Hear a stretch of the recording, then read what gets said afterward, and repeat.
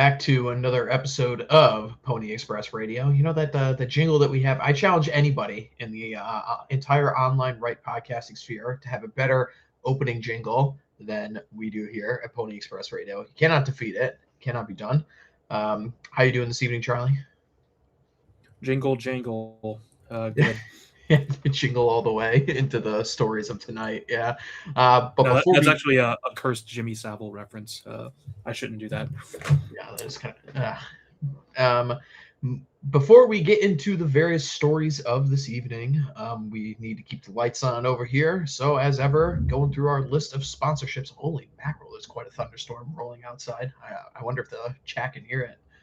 Anyway, so it may be raining outside, but you still need to get in shape for White Boy Summer. It actually is officially summer now here in the United States, and as the big 250 is coming up just in about a week and a half, you guys still have some time to get absolutely shredded. So if you want to get shredded, head on over to Axios Remote Fitness and Coaching. Link is down in the description. If you guys need your caffeine fix while you're at it, head on over to Fox and Sons Coffee. I know Charlie here has sung the praises of Fox and Sons many times. So for all of you coffee drinkers out there, head on over to Fox and Sons Coffee. Link is in the description. I myself, however, am more attracted to the Alp nicotine pouches because we here at OGC are fans of big tobacco. So if you guys want to enjoy yourself with some nicotine pouches, do head on over to the Alp link in the description. I was very displeased with how many people were at the national conference this year. We're bringing Alp alternatives there. I was taking notes, and you will be judged next year. On that note, everyone likes to judge people for dressing sharply, and the best way to dress sharply is to get yourself a Vendrillo suit. So head on over to MS Vendrillo, link in the description. You could always tell who is wearing a Vendrillo suit and who is not at any of our gatherings. They stand out right away. Absolute like top marks, top quality for sure. You've got yourself a Vendrillo suit, Charlie. Can you sing the praises of MS Vendrillo? Yeah, hold up. I was opening a bag of Fox and Sons coffee because my cup is empty and my grinder's empty. But yeah, no, I have one suit from Mr. Vendrillo, and I also have a jacket, which is quite nice. They're both very well made.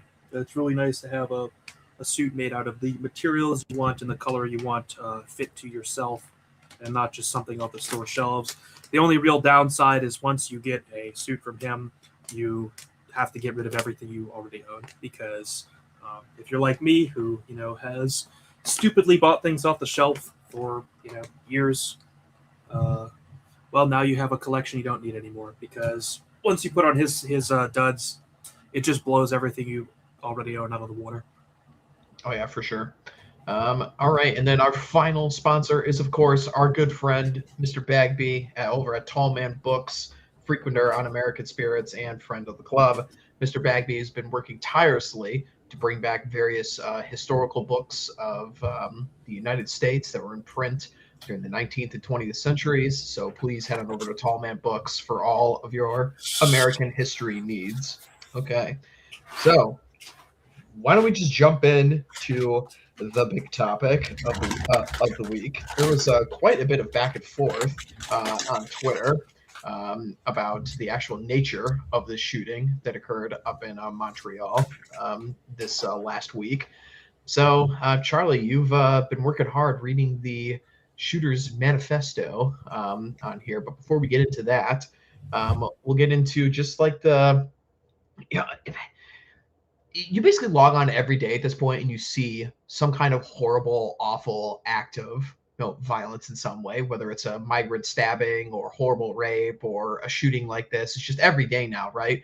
But I don't think any shooting or massive attack of any kind has quite hit all of like the bingo cards, so to speak, that this one did. It was just completely insane, the amount that you like further dig into this one about the people involved and the actual target. And I don't know, Charlie, where do you think is the best place to start?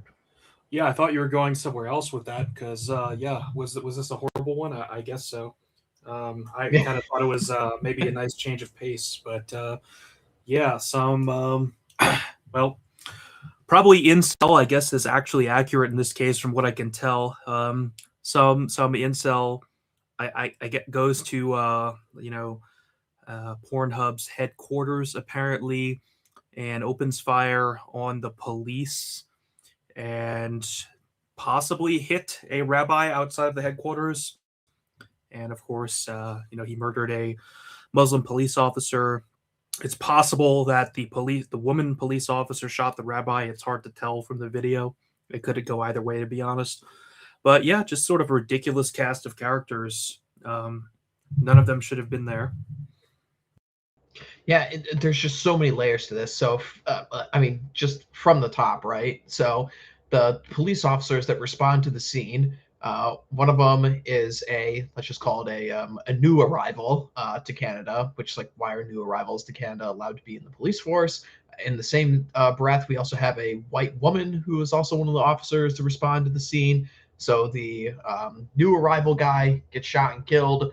The woman officer possibly shoots an innocent bystander. Well, innocent probably isn't the correct word here. It shoots a bystander, a rabbi, which is like, and I just like don't even picture like there being Jews in Canada. It's just like, oh, it's a rabbi who like walked out of the porn building. I mean, yeah, I'm not exactly upset about that. No, it's just very bizarre, this whole thing. So, and I'm sure we're not going to show the video here, obviously, but people can go and find it. And yeah, there's you really could kind of go either way. The guy basically creeps up to this woman cop who is crouching behind I think it was like a pylon, and then there was like a plant, like one of those pots, like where they put the plants in it. So she's crouching behind some cover. Guy walks over. She immediately freaks out, and gunshot goes off. It could have been from the attacker, or it could have been from her. Either way, Rabbi gets shot and killed, and then the shooter comes around and opens fire on the female cop, who I believe is still in critical condition. We don't know if she's made it or not, but yeah, so shooting outside the porn headquarters by an incel guy and responded to by a new arrival to Canada and a female cop. So it's like, the layers of this, man. Levels, Jerry, levels. Yeah, I believe he actually shot the rabbi. If you listen to it, I did a lot of autism on the video. I know it's funny to have the woman cop shoot someone because it's just like every single time. Taser. Yeah. But I also want to give the guy credit for something because his manifesto is really gay. Gets a lot wrong, but it's about what you would expect. The manifesto, I read through most of it, and it's clearly aping on Ted K's manifesto, and it really needed an editor. Let's say he does that thing where he starts at like the beginning of time and explains like human evolution. It's just like, what are we doing here? You could have just gotten to the meat of it and talked about, I don't know, is what we have on screen part of it. This is, I think, part of the interesting parts I was quoting. He comes up with these distinctions called favored males, common males, and then there's women. And it's like real distinctions, favored males would probably be like that cursed guy. I'm not even going to name him, but the one that goes around Twitter these days. He's probably Gen Alpha. He might be a Zoomer. I don't know. But, this guy, he makes some incorrect assumptions about the way the world works. So the manifesto is not wrong on the major issues with how intersexual dynamics. Yeah, but he seems to assume, and this is kind of how you can tell partly that he is an incel outside of just like outright stating it, is he makes the assumption that these favored males and also basically any women are just having like tons of intimacy with one another. And from what I've learned about, this sort of topic over the years is that's actually not true. We're actually in a period of remarkably low intimacy and contact between the sexes. So, I'm sure there are a few people who, basically do the sort of, degenerate nightclub thing and get laid however often they want. I won't name them again, but I'll name a different one. Someone like Andrew Tate or whatever. I'm sure he legitimately gets laid however often he wants. But for the most part, actually, men and women are remarkably disconnected from one another. So he's his mistake, I think, is coming up with his favored male class, where really like every male is more or less the common male, and every female is not someone who's just taking whatever sexual opportunities they want. Like women can do that now. He points that out. Women absolutely have access to unlimited sexual opportunity, but the idea that this is actually being exploited on either side is, from what I've seen, actually untrue.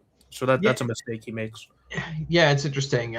We don't often get to talk about intersexual dynamics on the show, but as people would know my history, I have, let's just call it, deep roots in this community. And a lot of this comes from my buddy Chest Rockwell, who has been a guest on the show not too long ago. He has this concept called your concept of woman is in the abstract, right? And you could really see it in a lot of these incel type of guys, where, like you were just pointing out, Charlie, how they come up with these distinctions. They have to start at the beginning of time because in all these manifestos, they think to themselves, "Oh, I found like the secret grail, and everybody else around me is just a fucking idiot. It doesn't understand these things. So I got to bring everybody else up to speed, right?" But even your knowledge of it is all in the abstract, because you basically take the 80-20 rule, the Pareto distribution in these things. And this is where people get into like the hypergamy topic, right? And it's like, oh, well, all women only want the 20% of men. And they think that this is just a static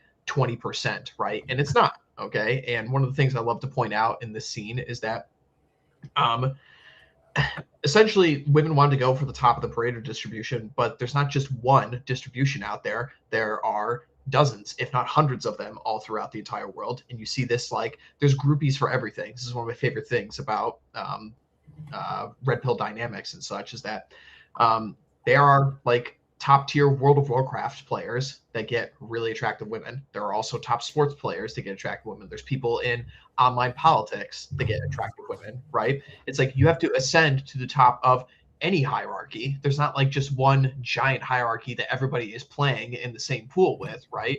It's like you just need to exceed in something. And that's what a lot Yeah, of these guys get wrong. yeah. Well, he does exactly that, where the favored male are basically like these super physically attractive males, and he's thinking about the way females think with a male brain, as if you know generally physical attractiveness actually rates pretty low, all things considered, on what females are actually looking for. And like you said, um, the way to end up with that high status is to achieve high status in pretty much literally anything. It really doesn't matter what your high status is in, as long as it's like visible in some way.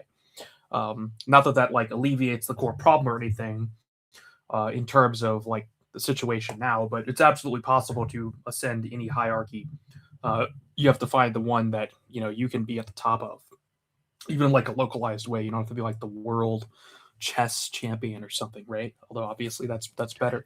Well, and you just see this all the time. Like Charlie, surely you must have seen the like SEC Yeah, uh, yeah, I was group of thinking of that guys. exactly. Yeah, yeah. This is like a photo that goes around Twitter, every couple of months or so, and it's just a bunch of guys who are like frat bros who kind of they're not like peak physique, right? I mean, But then they're pretty ugly. Like, let's yeah, be and the honest. and the It's chick like, and the chicks are all like Southern Belle, blondes with big tits, and it's like, well, these guys are in the top of something. It's just how it goes, right? I mean, um, in this egalitarian world that men have been raised in, they really just assume that women behave exactly like we do as it relates to acquiring a mate, and it's just not the case, right? I mean, like, men obviously, like, the first question you have for any guy who wants to set you up with a girl or something, he's like, "Oh yeah, well, I met this girl and I think you'd really like her." And the first question the guy asks, "Oh, is she hot?" And you pose the same question to a woman, and the first question the woman asks is, "Oh, what does he do?" Well, and this is just this has just been around since literally for forever. yeah, I'm actually, maybe you've seen this meme before. I don't know if it's a real story, but It's like I've seen it on Twitter before. It's like some guy is trying to hook a female friend up with like one of his friends, and basically she blows it because he said he works in like he said he worked in like a warehouse or something, and the guy was like, yeah, he works in a data warehouse. He's a data scientist. Like he has a really good job, but she didn't really understand it. Yeah. I thought that was clever. I don't know if that's real, but it's very funny that like she thought he worked in a warehouse. Yeah, no, I But mean, he's like a big data scientist or whatever, really smart. yeah, Exactly what a woman would be going for. I totally believe it. I mean, this is where that whole the 6 feet thing Yeah, concept comes from, because again, like egalitarianism, raised this way. If there is like one piece of wisdom I can impart on any guy listening in the audience who might be struggling with the females, okay, the number one thing that will help you is just understand that women do not use language the same way that men do. Okay, men use language to convey ideas in a very succinct manner, and women use language as a tool for manipulation. Okay, you do not need to take every single thing a woman says seriously, because 3/4 of the time they're not even taking themselves seriously. So this nonsense of, oh well, I need a 6 foot tall man. It's like, bitch, I'll give you a fucking tape measure and you can show me what 6 feet is. They couldn't fucking know what 6 feet is if their lives depended on it, right? They don't know. Okay, this is just a social signal to mog other women by saying, oh, I have a 6 foot tall man, and none of them even recognize it. None of them can see it. None of them really know what it entails. It's the same thing with the money question. No, like they just don't know. They don't know how to check like somebody. Do you think any woman really knows how to check somebody's tax returns to see if he actually is like a six-figure earner? Like they have no fucking clue. no, absolutely not. I mean, yeah, I suspect like for most normal couples, like the woman actually has no idea like how much the man actually makes. She just there's sort of like a understanding. Yeah. Um, okay. Moving on then. So, is there anything else that we really have to say about this topic aside from the very, very bizarre circumstances? I still just couldn't believe, reading this more and more. It's like, oh, well, guy drives from Alberta all the way to Montreal to shoot up the Pornhub headquarters. I guess that's what he was doing. Like he was trying to Yeah. like because how did he get in a shootout with the cops like outside? Was there just like cops there? Because it seems like if he was there to shoot it up, couldn't he have just like gone inside?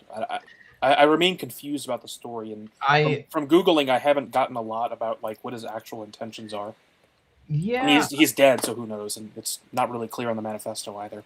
yeah. I mean, it's I'm guessing that he probably got spotted fairly early, and the cops got on Maybe him. so. He did have like an SKS, so he might have had like a big rifle. That's like honestly the weirdest thing is like, what is with these guys every time they do do one of these? Like they bring like just something fucking stupid. Like why would you use an SKS for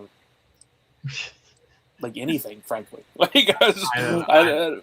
I don't know. You got to assume it's like the only thing he had access to, right? I guess because. but every American should have access to an AR-15. Like it's so easy. That's what's weird is like that's the AR-15 is like it's the scary bad guy gun, right?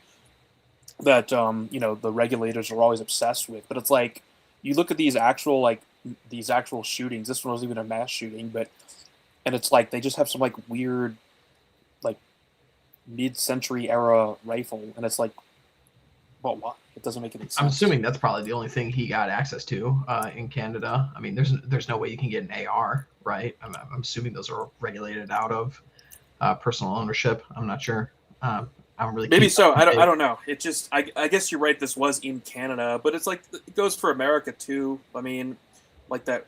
I guess maybe it's just their personality, but I'm thinking about that weird second rando who tried to shoot at Trump had some like random garbage. Yeah, that's right. He did have that. I think he actually did have an SKS. And then obviously the Charlie Kirk shooter allegedly had some like he didn't have an AR, right? He had some like It was like command a or bolt, three. yeah, bolt action, some kind of hunting rifle, I think it was. Um, I don't know. I don't know, I man. don't know, I'm just saying it's. I always pick up on that as like bizarre. It's like what's going that's actually one of the reasons why the first assassination attempt on Trump is so weird because the shooters seem to have been kitted out appropriately, which is actually Hmm. very uncommon. I don't know. Even I don't like get it. even this guy bringing like a pump shotgun with like buckshot would have been easier. But well, not I don't know. endorsing, No, I just but don't understand how they can go through the effort of like writing a 100-page manifesto and then putting like zero effort into the like actual thing they're doing. It doesn't make sense. But then again, obviously, these guys, something's wrong with these guys, right? Like yeah, I mean, you something's wrong gotta with this dude. yeah, For you gotta he's got to screw loose, and it's just like I mean there's so many things that we talked about in the red pill and the manosphere over the years as it relates to these kinds of guys because it's like okay, so you decide to write a 100-page manifesto, you're getting bad input already, so your output's going to be shit, and then you've come to the conclusion that in my young age, in my early 20s, I'm going to go shoot up the headquarters and not even do it well. It's like, dude, And the all manifesto's the gay all too. you I had, feel yeah, bad for him. yeah, Like yeah. You know, you suicided by cop, didn't really even achieve any of your goals, I suppose, because like you didn't really kill anyone, did he? He killed one person, maybe two, and wrote a gay manifesto, and like now he's dead. Wow, great, great work, retard. yeah, pretty much, man. I mean, and there's one of the things that I will, want to focus on here just a little bit is, talking about one of the quotes in here was something to the extent of, just completely like useless life as a man or something like that, and the point that you really just have to come to with all of the current issues that we talk about on this show, whether it is the extreme problems that people have with the economy, with the dating marketplace, with religion, with politics in general, like, yeah, the world is a sucky place, and a lot of the traditional avenues for men to find meaning have been taken from us against our will. Okay, that all is absolutely true. Okay, so we have been lied to, we have been taken advantage of. There are people out there who are deliberately exploiting us and putting us down. This is all 100% true.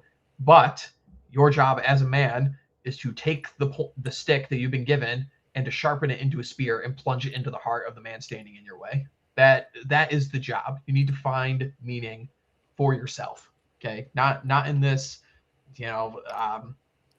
I just hate this stuff where he's just like, oh well, the complete non-existence, emptiness life of a man. It's like, dude, men are the expendable people in our species. It's just how it works, right? I mean, the majority of men throughout history didn't get to breed because they got clubbed over the head by the Mongols or attacked by the saber-tooth tiger or something. Like, none of this has changed, right? But still, the greatest achievements in the history have all been done by men. All the major political advancements, all the inventions, just the fact that we aren't living in caves, all of it was done by men. The entire economy is done by men. Everything that you know and love is created by men. Go out and do something with it, man. Yeah, I mean, ultimately, this was just an elaborate suicide, right? Mm-hmm. And that just makes him the ultimate loser. Yeah, yeah, it's unfortunate. And then you can get even to like even darker topics, which people have talked about in manosphere circles, is that in other times like this guy would have just been cannon fodder in a war, but uh, you got to find purpose for yourself, man. That's just how it goes. And hopefully your purpose lies in the Old Glory Club. That's a hell of a purpose to have in this day and age, I would say. So, uh, anything else you want to talk about on this topic, Charlie? No. Yeah.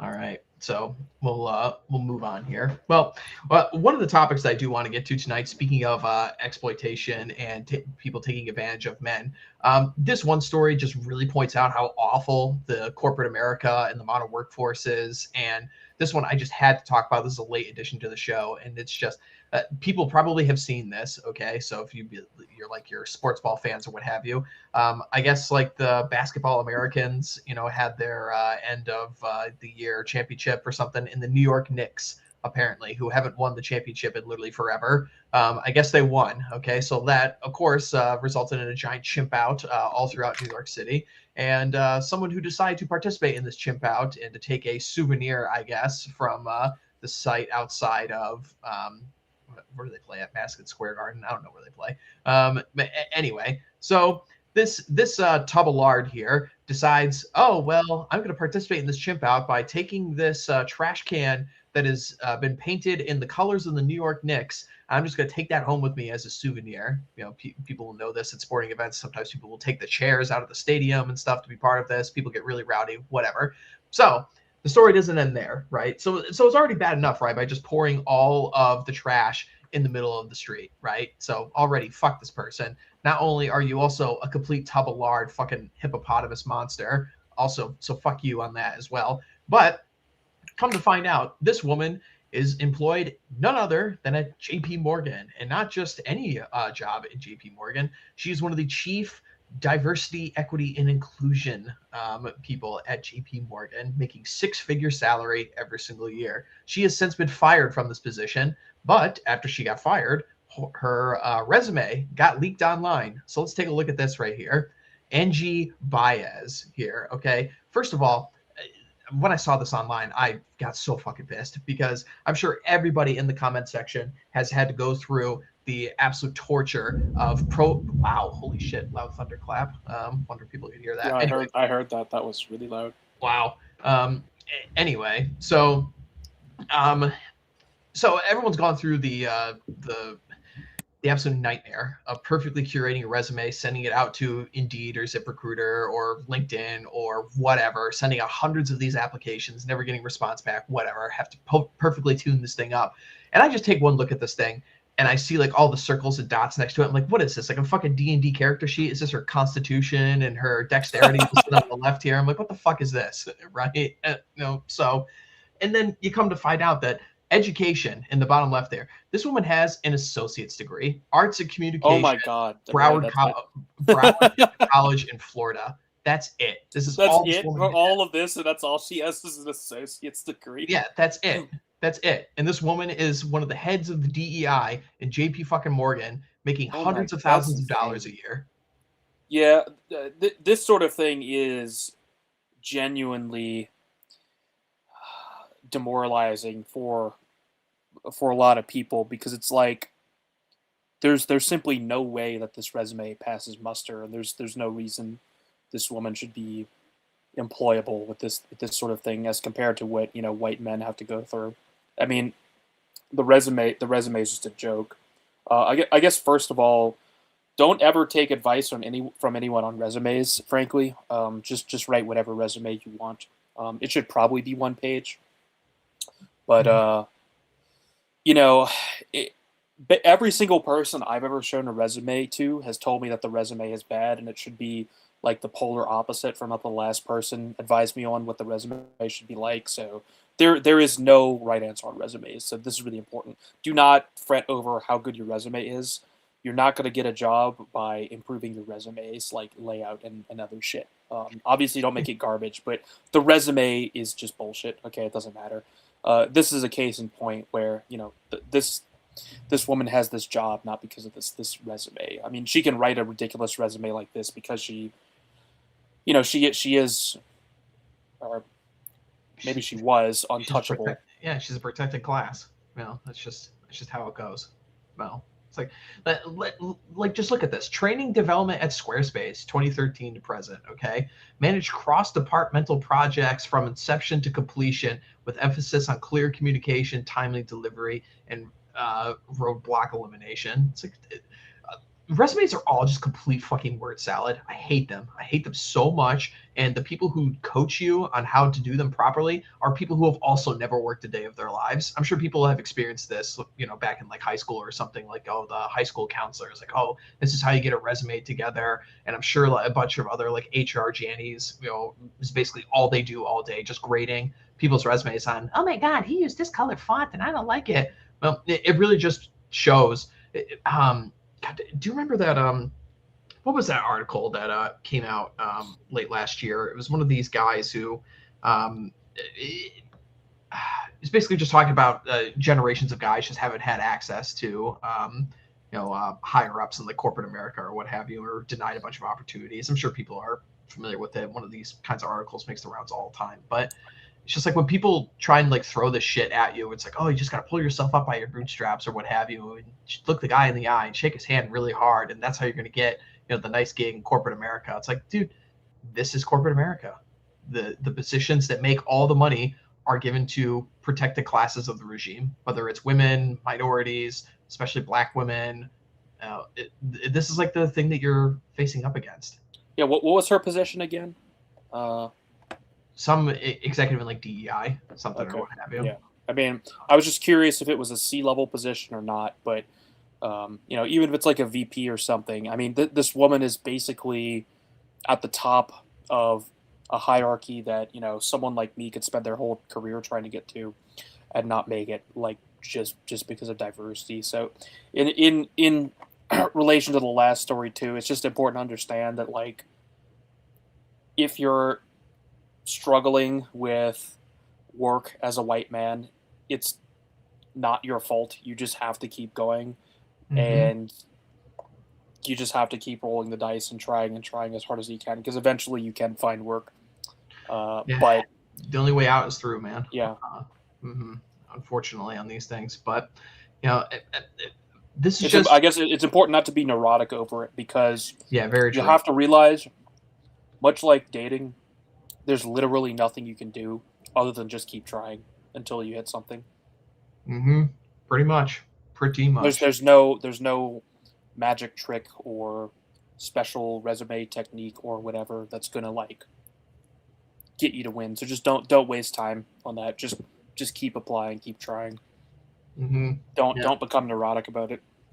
Yeah, and don't give in to despair either. And the other thing that's important to remember with all of this stuff too is that anytime anyone tries to pull you back into like the normie plantation basically, and saying that this kind of stuff doesn't exist and the young kids today are just lazy and they just like their avocado toast and buying your lunches and that's why they can't afford homes or what have you.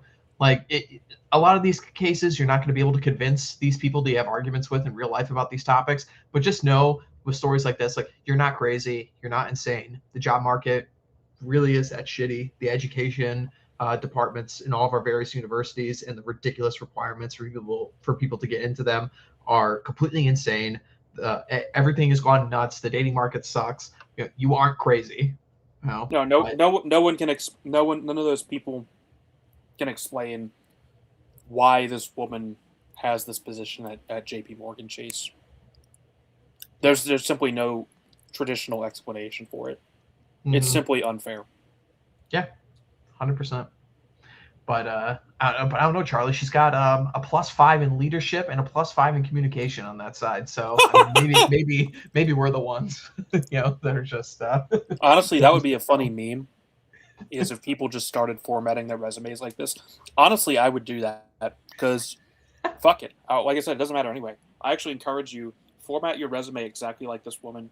Use this as a template, and then like see if that like gets you a job. I mean, you might actually get someone who's like based and notices. Professional skills, animal handling, put on the side. Just put little Easter eggs in there, man. It's like, man, what a world. So, but yeah.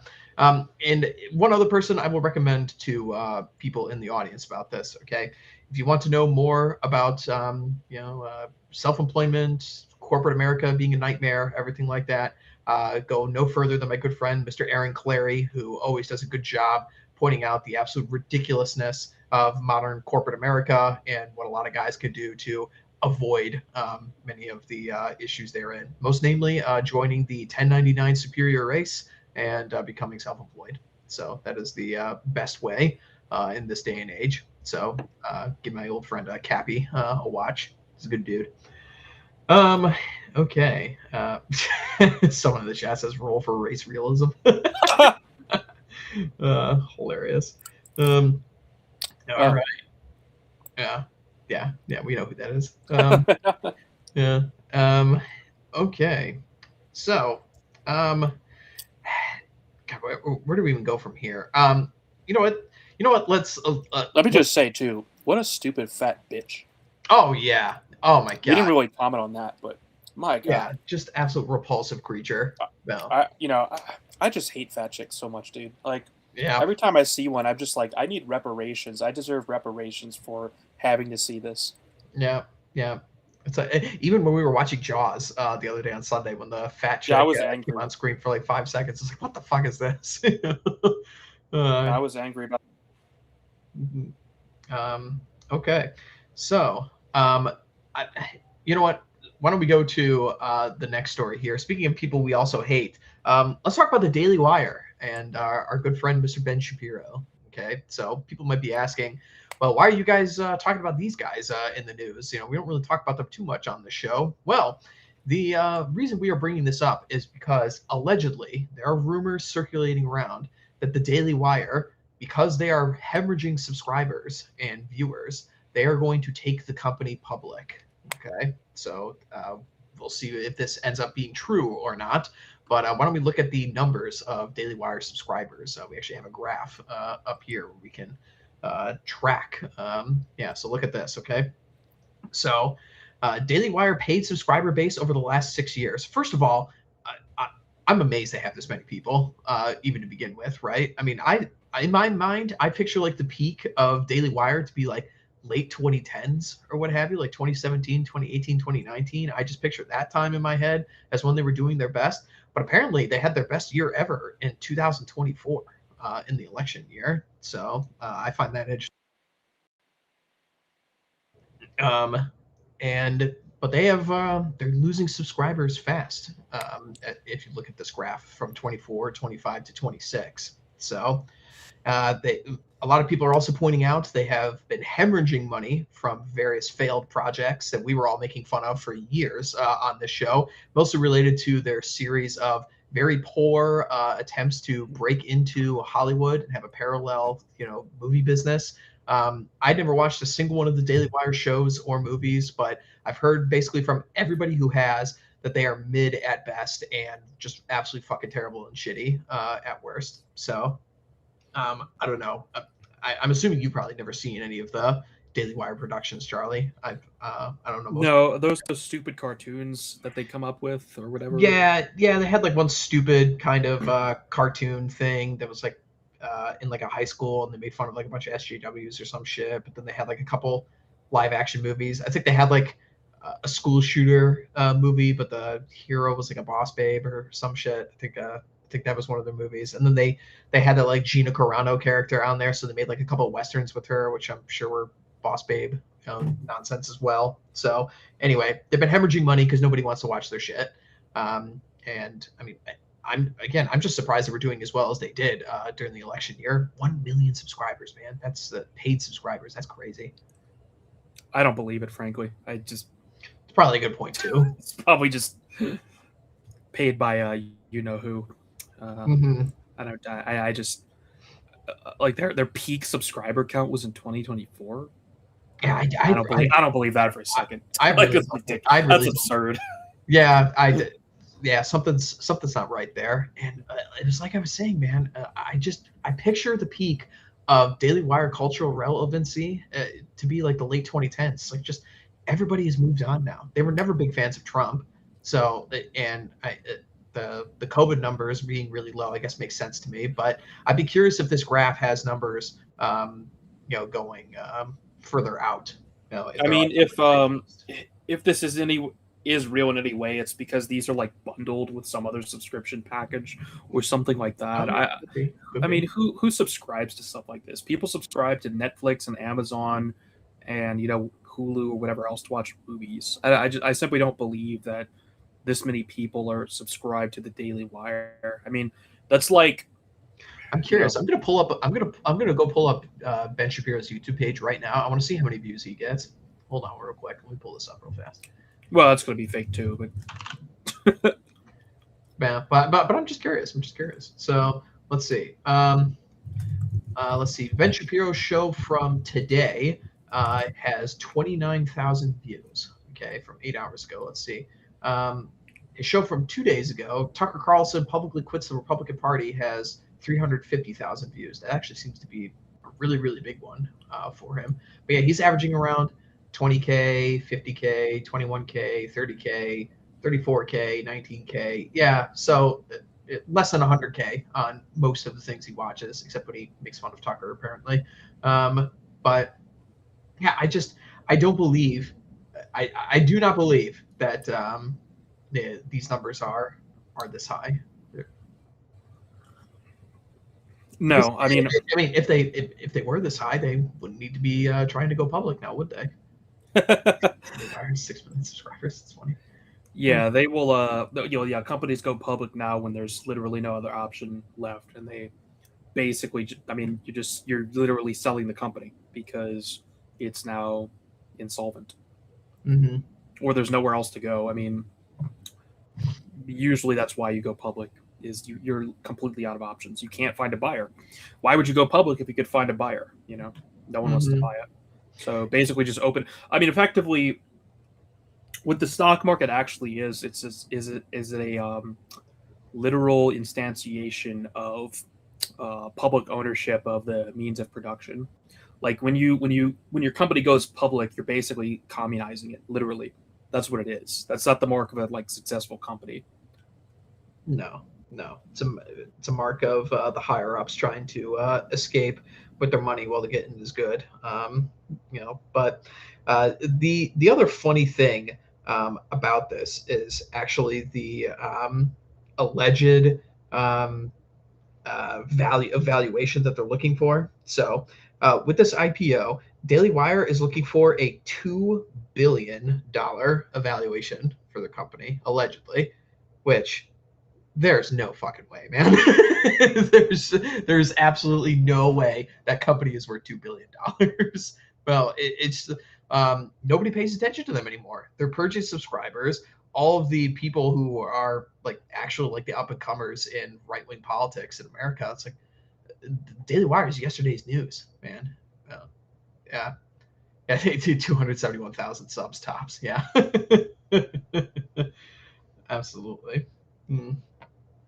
So I don't know. I mean, it. All I'm saying is that it would be hilarious if they do take it public and they're valued like a couple million, at most, which would be hilarious. Which I suspect that won't happen. I actually do suspect that there will be some tomfoolery and some trickery involved with this, and they'll probably get close to their asking price, and then it's just gonna absolutely drop like a sack of potatoes, shortly thereafter. It's like, what are they actually doing anymore? I had to laugh because occasionally I see some of like the new characters that they have on board, make the rounds or what have you. I guess they're hiring. They got like some black Zoomer on there now to be like the base black man over at Daily Wire these days. They just have like a rotating door of young white chicks, so like in their young 20s, to talk about like various women issues, and I think they're on like their third or fourth iteration of that at this point.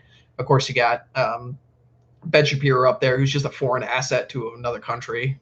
Just talking about like, the terrors of JD Vance, is the next thing that he's been bitching about recently. So I mean, but these people are going the way of the dodo.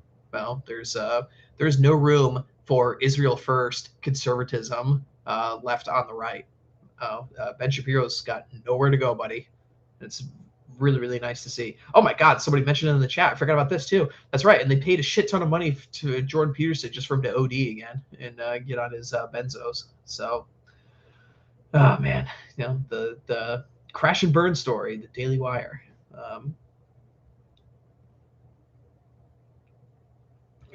Yeah, really just ain't much more to say on this one. They're a shit organization run by shit people who are Israel firsters, and it would be great to see them go. My only wish is for, if this public evaluation goes and they do get their asking price, I hope that somehow Matt Walsh might be able to make some money out of this. And That's exactly what I was thinking.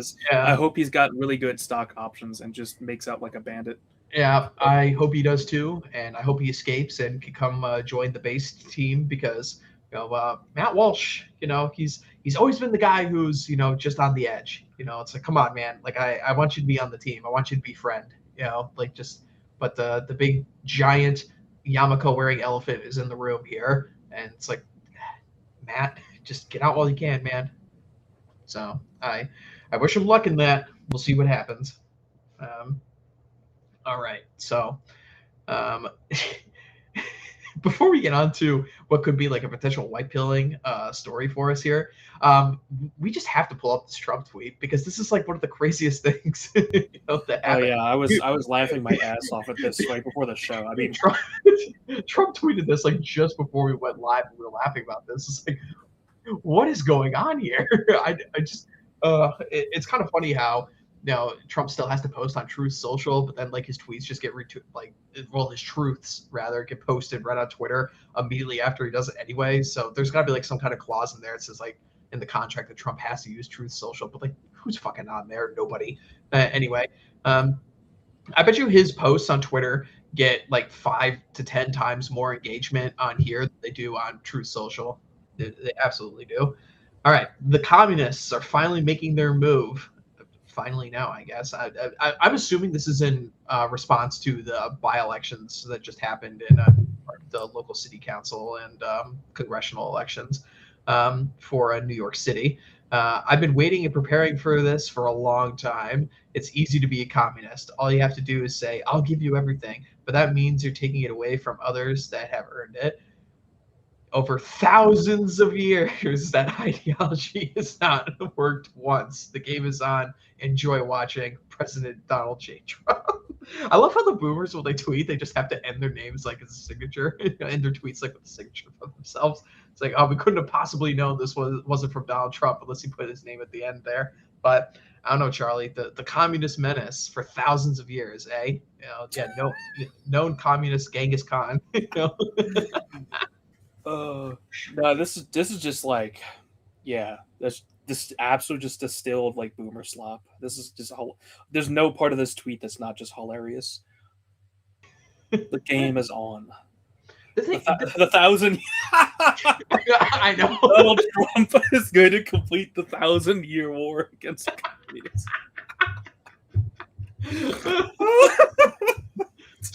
Someone in the chat says 1,000 years together.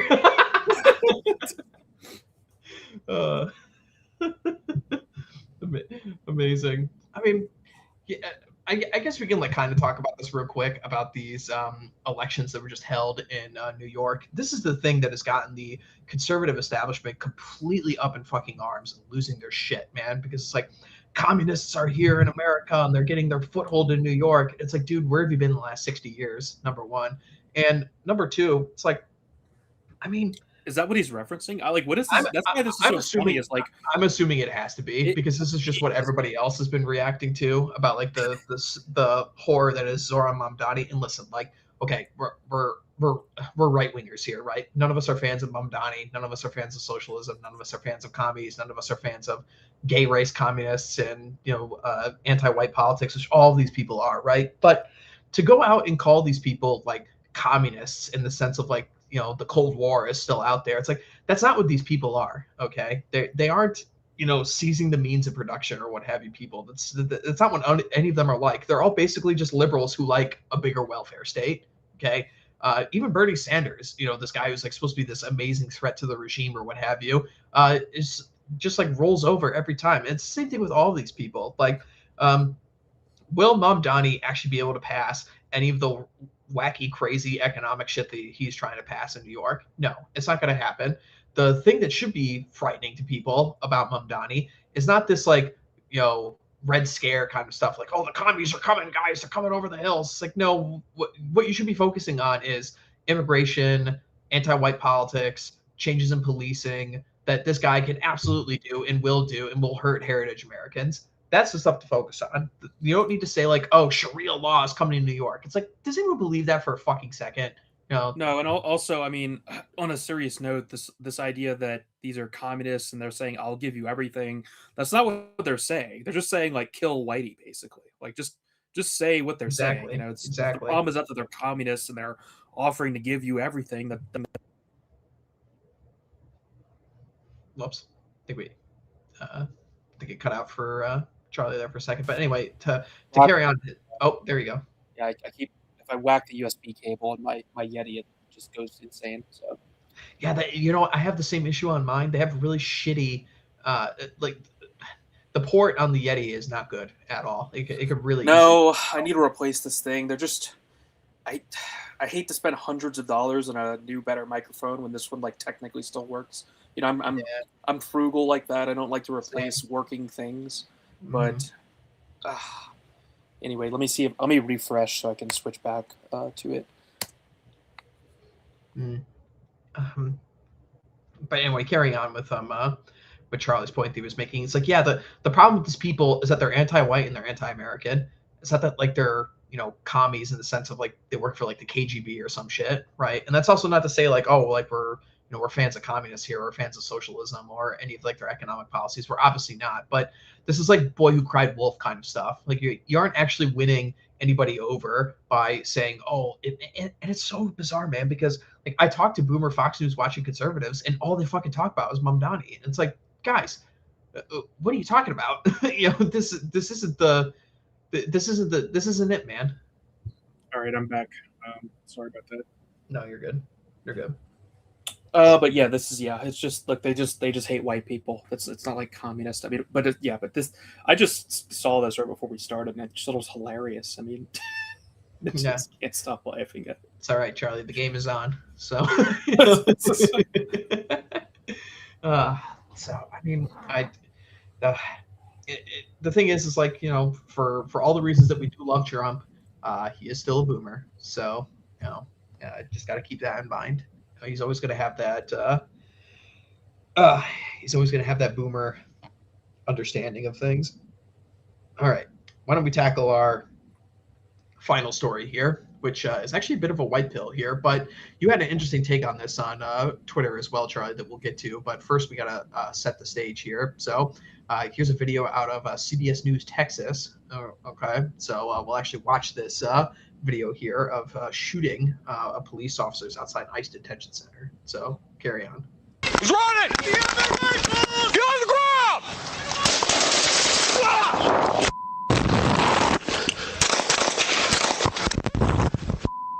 I'm hit!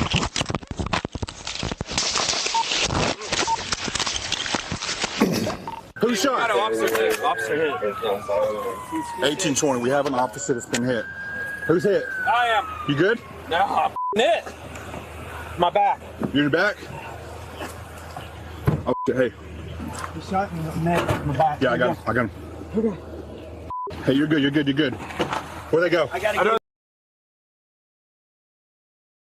All right, so let's see, aftermath of the shooting. So what actually occurred here was an Antifa cell in North Texas was opening fire on police officers. And this occurred last year, actually. But, you know, one of the things that's always so amazing to me is our court systems are so backed up that all these cases and whatnot are, you know, handled, you know, 11, 10, 12 months afterwards when you just had that case with Henry Nowak in England, and that occurred in December of last year. So like their turnaround is, you know, 6 months. It's just way quicker over there, you know, and I'm sure there's many reasons for that here. I mean, we got a bigger population and stuff, but you know, it's just interesting, you know, the comparisons. But anyway, so the leader of Antifa cell members in North Texas sentenced to 100 years in prison for terrorist attack on an ICE facility. 7 additional defendants also sentenced before 1 year anniversary of the attack for a combined 450 years in prison.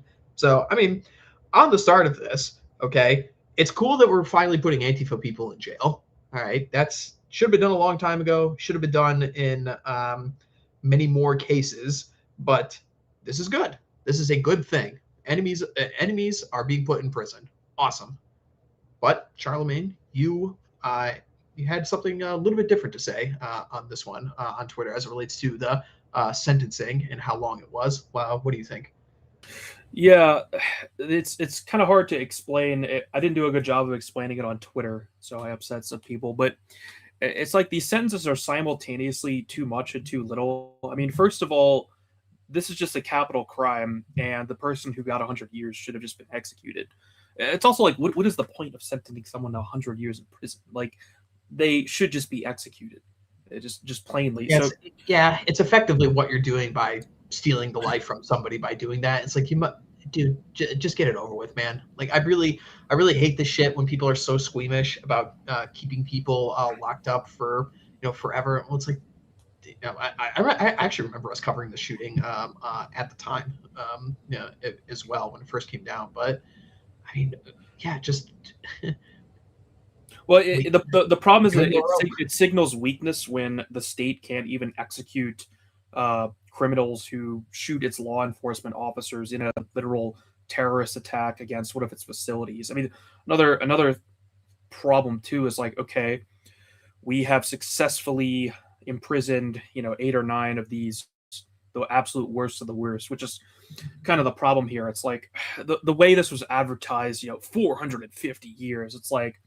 okay, so this attack took place on July 4th, 2025. So after almost a year, you the Antifa people you put behind bars are just the ones who literally shot the police. It's like we don't have time to take a year to put away people who literally shoot the police. Okay, like that's kind of the point. Is the seeing the administration celebrate this like so publicly in this big propaganda push. It's like okay, well, what about all the rest of them? Like all when you're dealing with partisans too, which is what Antifa is. The problem with sentencing people to these like absurdly long prison sentences that probably won't be fulfilled anyway, is you don't effectively neuter the movement. You actually like this is actually good for them.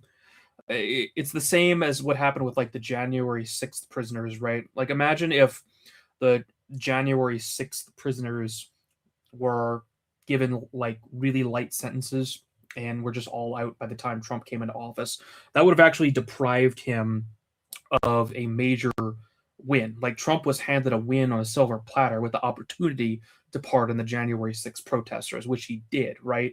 And the same goes here. Like this is now an opportunity presented to the partisans to, have a hope of rescuing these people or them turning into like some sort of symbols because they're still alive. They can be visited. It's like the way you deal with partisans is you harshly deal with them immediately. You don't just throw them in a jail a year after the fact for like just kind of these silly terms. It would actually the reason I say it's simultaneously too long and too short is if you're gonna throw them in, if you're not gonna execute them, you might as well just give them like 10 years or something, because that at least neuters the effect of like giving them these like ridiculously long, actually like heroic level sentences, right? Yeah, the problem too is that these are the kinds of sentences that just love to be overturned. Yeah, exactly.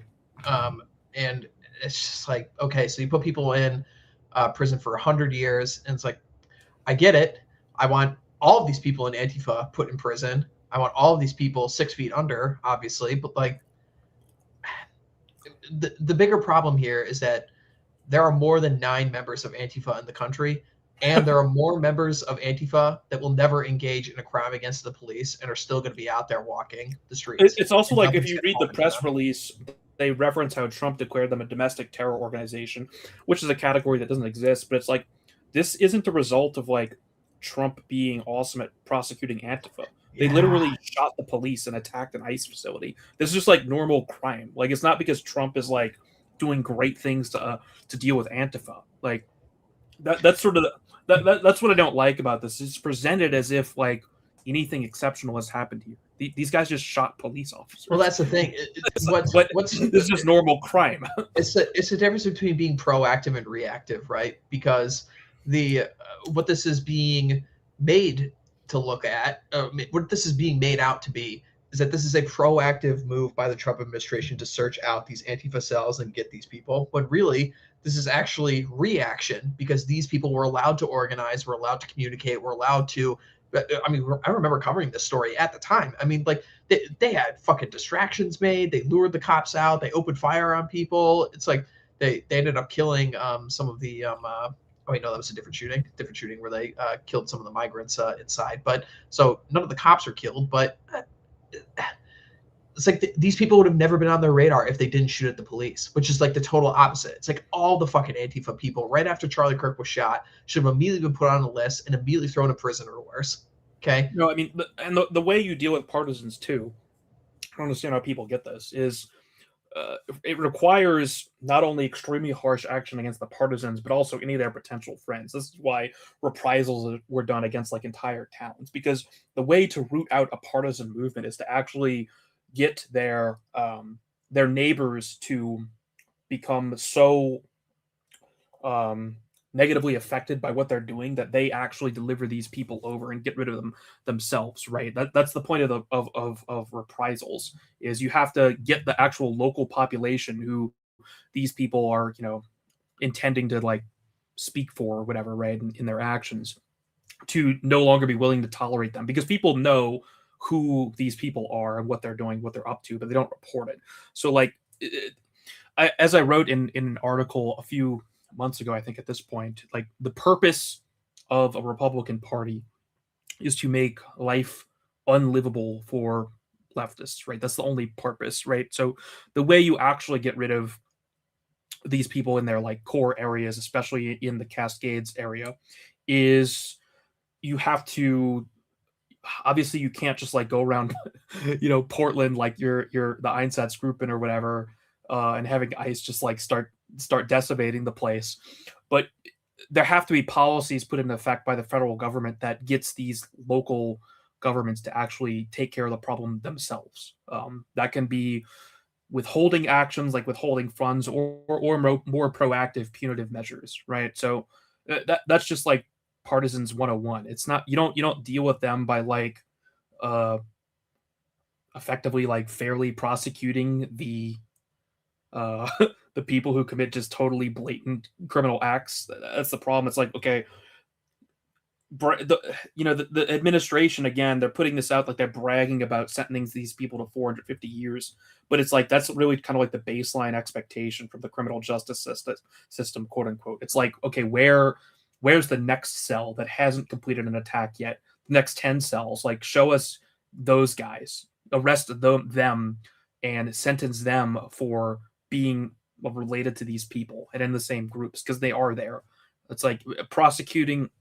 I simply like, yeah, it's good to throw Antifa behind jail in like a general sense, but this is not sufficient at all. And that's been sort of my main complaint about the Trump administration since it slowed down about 13, 14 months ago or whatever, is this is not a good enough rate. We can't put 8 or 9 people behind bars after a year. Merely Antifa is much larger than that, and that's just like one of the problems. It's like this rate does not work. I can do math, okay? Like, yeah, dude.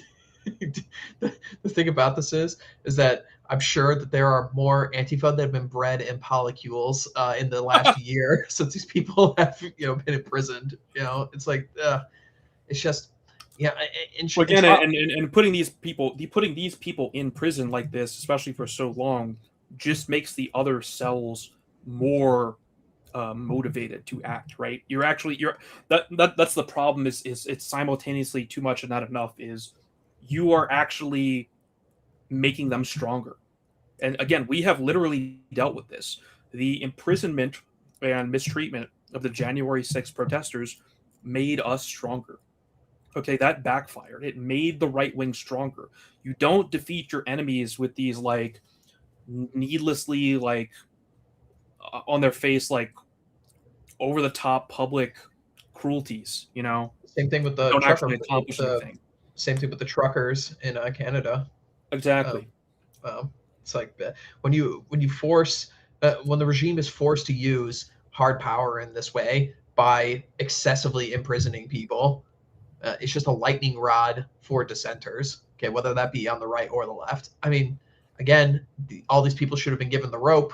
That's one way of solving this problem.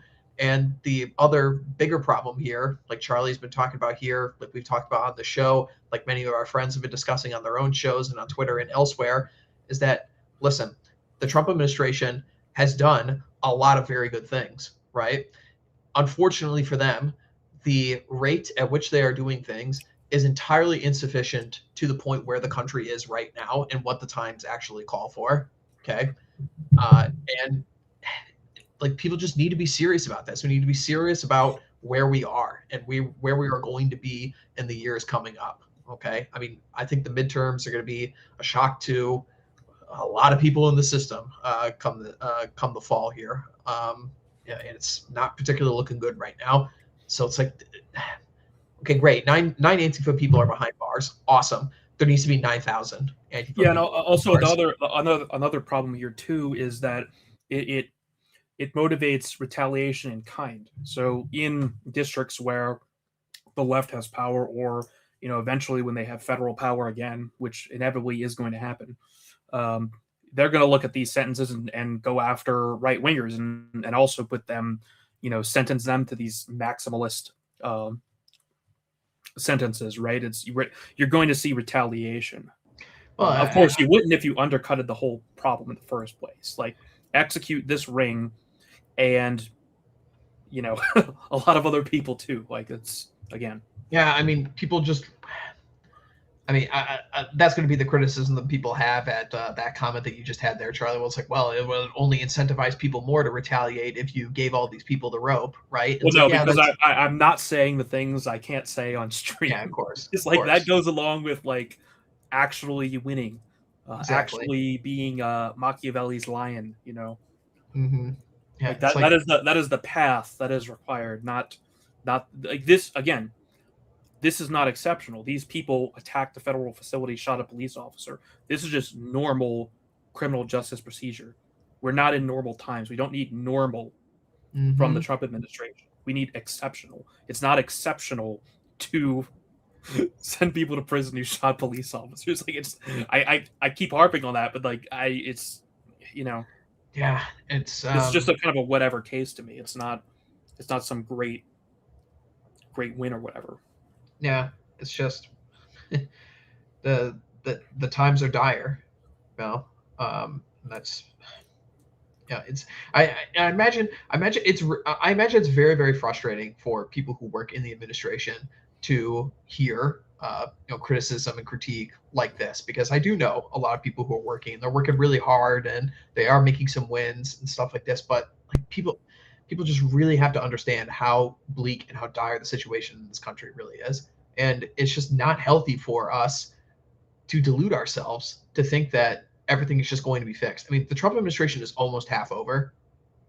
Okay. And the second half of this second term is going to be far less productive than the first half, especially if the midterms go as badly as I'm predicting they're going to go in the fall here.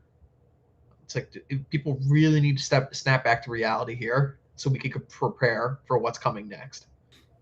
I mean, certainly, regardless of what's going to happen in the midterms, like the Trump administration needed to have acted with the necessary state of exception before that risk was even on the table. Like, there should not even be a risk of losing the midterms in some way that puts us in really shaky territory for 2028 or whatever. It's like we should have that point should not have been reached in the first place. Yeah, it's like the absolute bare minimum to attaining power is to make sure you can get more of it.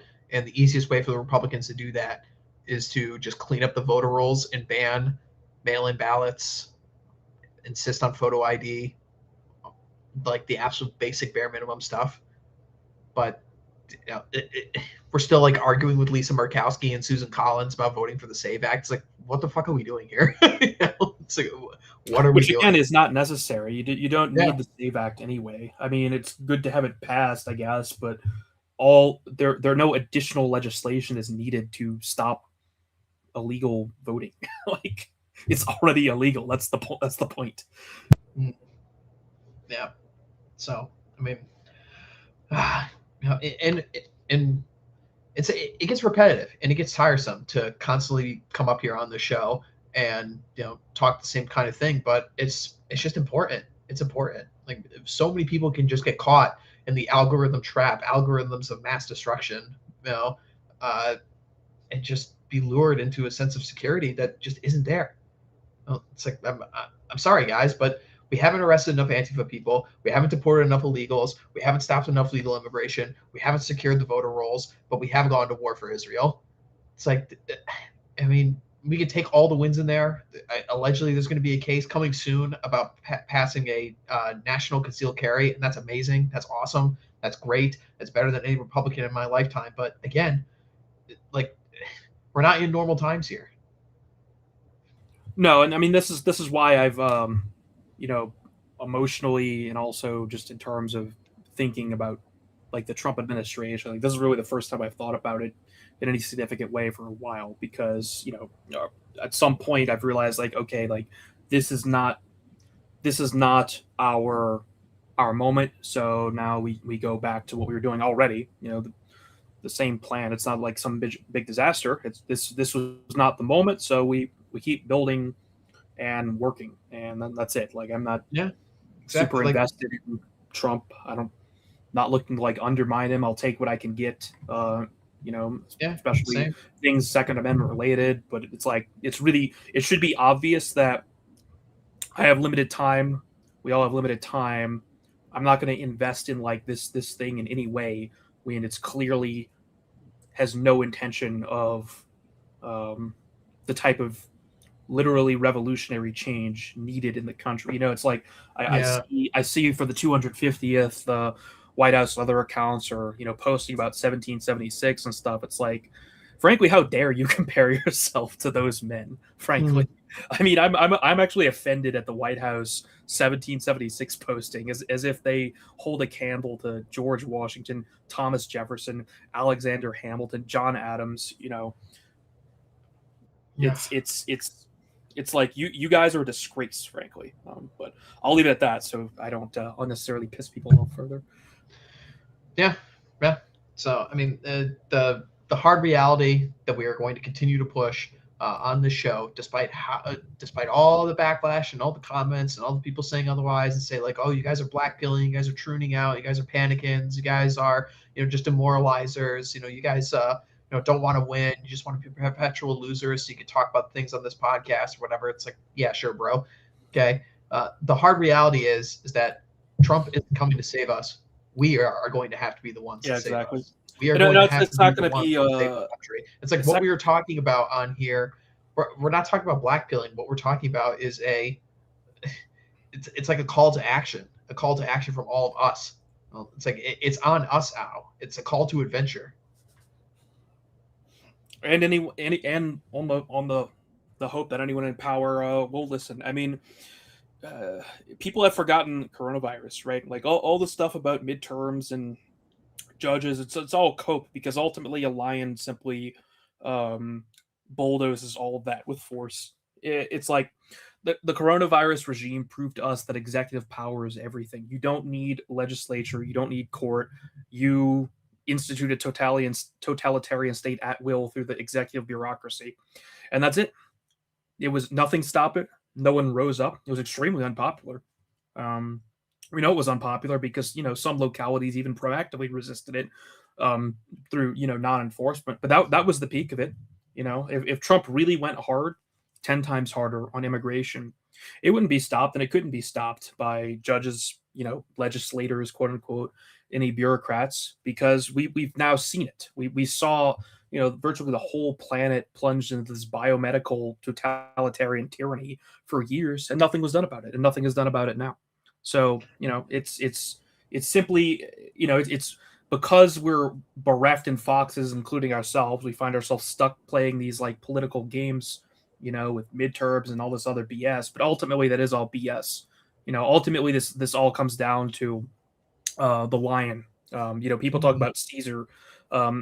Trump is not a lion, right? Because what a lion does is willing to and uses force against other elites, right? That is how lions gain power, because this is written about by Machiavelli, Pareto, etc. All the stuff we call elite theory. It's really just political science. Foxes, when they become too when the elite does not circulate sufficiently, as it hasn't for a long time in this country, eventually the foxes get swept away by force because they simply have no way to handle it. And that could actually absolutely be done right now. And that's why people like FDR, feared people like MacArthur, Patton, because there's genuine lions can simply dispense with the foxes, and they can't be stopped. No court or legislature can stop that. Yeah, I mean, the one thing that that you just said there, Charlie. And one thing that I want burned into the heads of everybody who listens to this show, right, is that when people on the right try and limit your imagination basically to the way in which our problems can be solved and how quickly they can be solved if just it all takes is will and the right people to do so, is that even the most crazy version of mass deportations that we could think up of, let's just say you line every single ICE guy across the country and they start knocking on every single door in a major city, find somebody who's an illegal, throw them in the back of a van and toss them in a trebuchet and shoot them over the southern border into Mexico, right? Even that is 100 times less insane than what the country did to people during COVID. And it would be very popular. Exactly. Exactly. You know, no one would do shit. We know no one will do shit because they didn't during coronavirus. Mm-hmm. Executive power is everything. Exactly. All of the tools already exist within Trump's hands. You know, there would be no Pentagon coup or anything like that. The only reason that's a concern is because Trump is a fox, right? He must outfox them, and the Pentagon could outfox him. But if he were a genuine lion, as will inevitably arise, be it you know, one of ours or one of another race, that is what is going to happen. And as we know, you look at any brown countries, they have absolutely no problem using force. So nope. Someone of our race had better figure it out, and Trump has not figured it out, unfortunately. Yeah, and as much as it really sucks to say, the person who is the most lion-like of all the world leaders on the stage today is none other than Benjamin Netanyahu. Absolutely. You know, he did the exact thing. Benjamin Netanyahu is a lion. He openly threatened with the golden pager the use of force against another elite, Donald Trump. Yeah, and he does it all the time. He actually uses force against other elites, anyone he likes, right? That is a lion. Again, these are categories within the school of political science, right? Which is all Machiavelli is. Like, these are not like good and bad. It's like Netanyahu is a lion. Trump is not.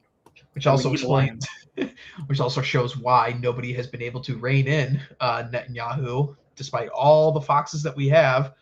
They can do nothing against them. He's still going to strike Lebanon. You notice that we're not talking about the Iran deal on this week's show like we did on last week's, because it's still in limbo, the same way as before. It's the same way from the very beginning, the same way it was 3 months ago, the same way it will be 3 months from now. Okay, the war only ends when somebody in the United States tells Netanyahu to fuck off. And nobody's in a position to do that. So the war is going to continue. Well, I shouldn't say nobody's in the position. There are plenty of people who are in a position. They just refuse to do it because we're ruled by foxes. Okay, that's enough of the stories. I think it was good that we got some good political theory in there at the end and some refreshers on a lot of the harsh realities of what happened during the coronavirus years that people really need to remember. I mean, it's just, I keep saying it and I'll keep saying it again, man. It's like all of the things that Caesar, Napoleon, Mustache Man, other Mustache Man, Mussolini, all of these people put all of their accomplishments and all of their political statecraft or what have you all together. It's not remotely as crazy as what happened during the years of 2020 to 2022 with the coronavirus stuff. That is just literally insane. And it's also a reason why people want you to forget it and we don't talk about it, because you can easily remember how things could quickly and very rapidly change if people have the will to do so. Okay. It's like Congress is completely fucking useless. It's a 10% approval rating, and the only thing they do is pass budgets. Executive power rules the day, man. It absolutely does. All right. Let's go through these super chats, Charlie, and then we will get out of here and enjoy our evenings. Thank you, everyone in the chat. Thank you, everyone, for sending us over your supers. We appreciate it every week. We got some solid guys in our audience, some real Americans, people might say. So let's take things from the top here with, as ever, Mr. Solid Snake, 1964. He has once again snuck behind enemy lines in his cardboard box to be the first super chatter. So he says, "Evening, gents. When when I heard of the shooting in Canada and who was involved, I thought it was totally made up. I think that there was a joke to be made somewhere, albeit grim. Salute. Yeah. Real Americans. Yes, indeed, you are a real American. Yeah, I mean, it sounded like $1 million extreme, like joke or something, like a skit. That's what's so funny about it. Star Colonel Francis for $5 says, a salute from Clan Deadly Touch Tarantula Spider during these times of gangster Frankenstein eyesight television. We are your only hope for the future. Real Americans. All right, there you go. Did that make sense to anyone? Nope, didn't make any sense to me. But I'm glad to know. Maybe. I'm glad to know the Clan Deadly Touch Tarantula Spider is here for me. All right. Eagle Scout Warlord. That's a cool name. For $5 says, my humble contribution to the fund for the OGC to buy 51% of Daily Wire equity. Boy, wouldn't that be amazing? Like somebody, I mean, you just know it's going to be various like Jewish and Israeli investors, who buy that stuff up. But wouldn't that be like kind of funny? It's just if we did have the organizational power.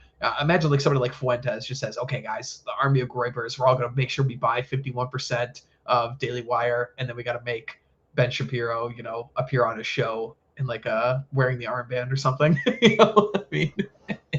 That would be really funny. I'm not sure if that's possible anymore after what happened with GameStop. Yeah, that's a good point too. That's a very good point. Yeah, but one can dream.